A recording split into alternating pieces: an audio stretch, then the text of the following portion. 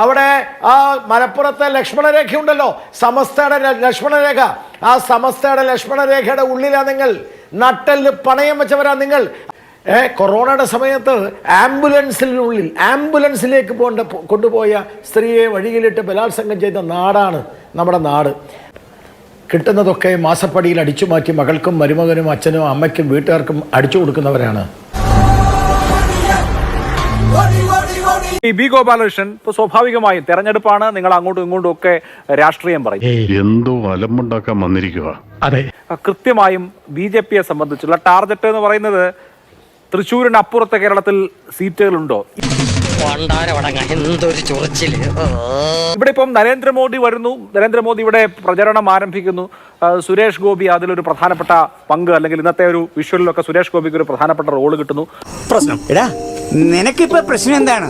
ഇതുകൊണ്ടൊക്കെ politically ഒരു മണ്ഡലം ജയിക്കാനുള്ളതായി എന്ന് നിങ്ങൾ വിചാരിക്കുന്നുണ്ടോ?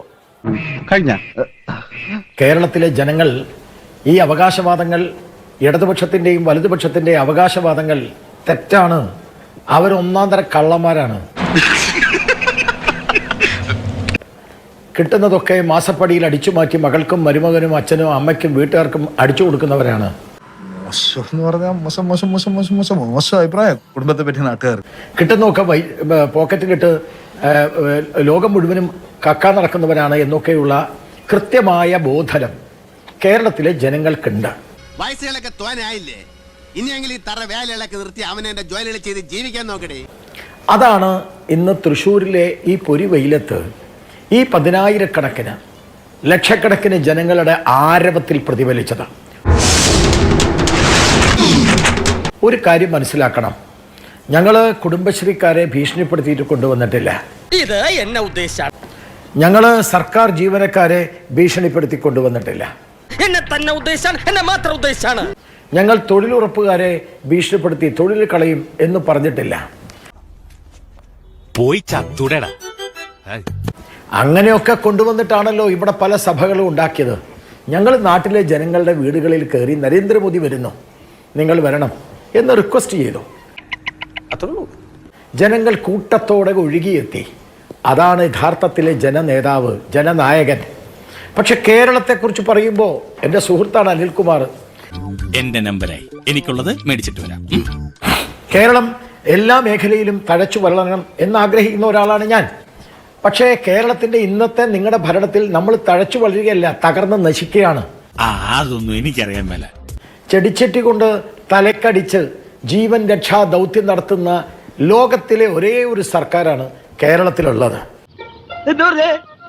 ചെടിച്ചട്ടി കൊണ്ട് തലക്കടിച്ച് ജീവൻ രക്ഷാ ദൗത്യം നടത്തുന്ന ലോകത്തിലെ ഒരേ ഒരു സർക്കാരാണ് കേരളത്തിലുള്ളത്. എന്ന് മാത്രമല്ല, 80 വയസ്സായ ഒരു സ്ത്രീ പിച്ചച്ചട്ടി എടുത്ത് ജീവിക്കാൻ എന്തെങ്കിലും ഒന്ന് തരണമെന്ന് പറഞ്ഞ് തെരുവിലിറങ്ങുന്ന ഒരേ ഒരു സംസ്ഥാനമാണ് കേരളം. എന്നെക്കൊണ്ട് നിങ്ങളത് പറയിപ്പിക്കല്ലേ.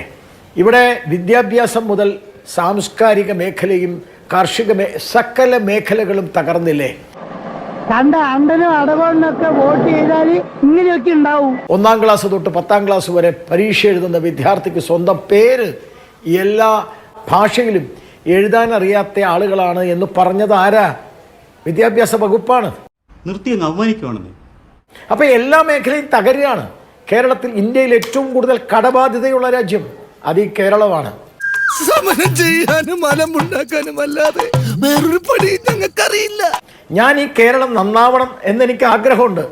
ഈ കേരളം നന്നാവണം എന്നുള്ള ആഗ്രഹമുള്ളത് കൊണ്ടാണ് ഞങ്ങൾ നരേന്ദ്രമോദിയെ കേരളത്തിലേക്ക് കൊണ്ടുവരുന്നത്.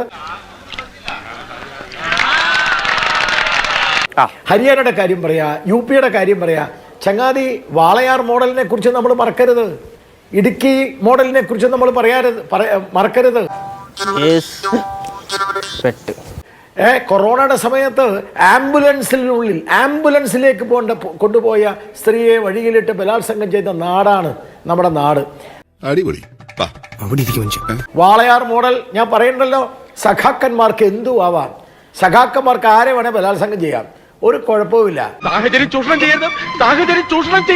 ഇനി സഖാക്കന്മാർ ബലാത്സംഗം ചെയ്താൽ പരാതി പോലുമില്ല.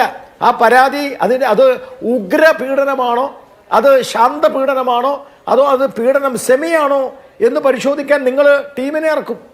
ആ തേണ്ടി RDPയുടെ തൊലി ഇരിക്കുകയാണ് ഉത്തമ. സഹിക്കല്ലാതെ എന്ത് ചെയ്യാ? നാണമില്ലേ എൻ്റെ പൊന്ന അനിൽകുമാറെ? ഇതൊരു മഹത്വമായിട്ട് പറയാൻ ഇതൊരു മഹത്വമല്ല. ചെറിയ വട കൊടുത്ത് വലിയ വട വാങ്ങിച്ചു. പിന്നെ അനിൽകുമാർ ഈ വല്ലാത്ത അസൂയയും വിഷമമൊക്കെ ഉണ്ടാവും BJP വളരുന്നതിൽ.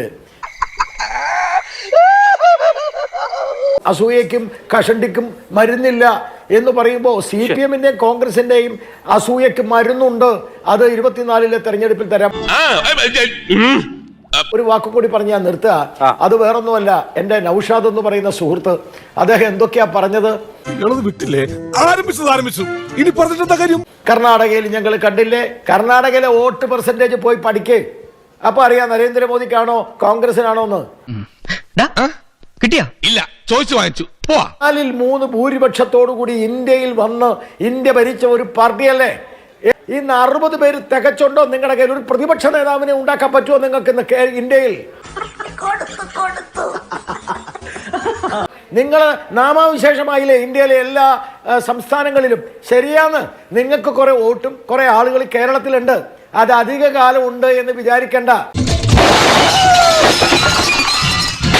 അവിടെ ആ മലപ്പുറത്തെ ലക്ഷ്മണരേഖ ഉണ്ടല്ലോ, സമസ്തയുടെ ലക്ഷ്മണരേഖ.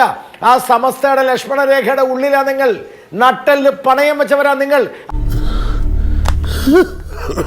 അധിക കാലം ആയസില്ല കേരളത്തിൽ. എനിക്ക് ഇത്രേ അതിനോട് മറുപടി പറയാനുള്ളൂ. നല്ലോണം കിട്ടിയോ? സാമാന്യം ഭേദപ്പെട്ട രീതി. എത്രണ്ണം കൊടുത്തറ ചവിട്ടി അവന്റെ അണ്ണാക്കകത്ത് കയറ്റിട്ടുണ്ട്. അനിയാ പോട്ടെ, അമ്പിമോനെ പോട്ടറ. സാറേ ഒന്നും വിചാരിക്കില്ലേ മക്കളെ, മാമനോടൊന്നും തോന്നല്ലേ?